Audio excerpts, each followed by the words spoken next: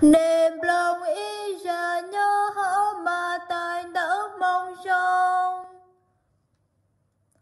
Dì nông đảo lò, Giê-xu biết khía nữ chó thư tị tìa, nữ dúa trụ mù, Giê-lu-sa-lê.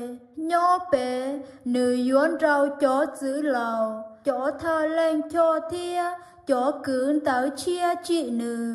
Lão dúa mua nữ tua, nông bê, nữ dúa sáu tró lò, bó dê tru Giê-xu lòn tạo nữ.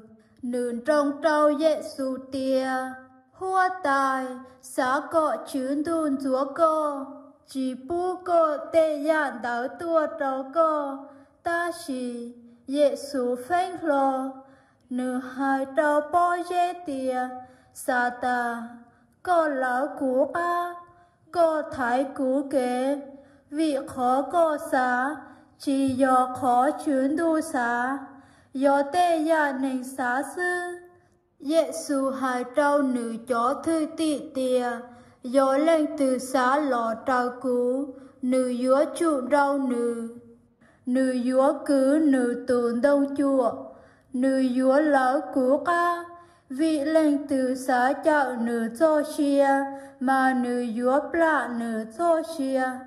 Họ lên từ plạ nữ cho xìa vị cú, mà nữ dúa tró tao nữ cho chia.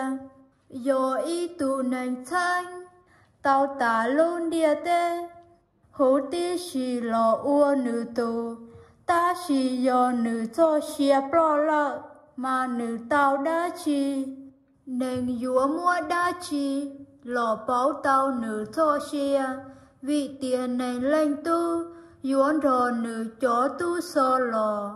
Mua lên dĩ lưu hư chị, chê nữ dúa báo trâu nhìa, trâu ly nhìa chó hào lự. Do hoa tài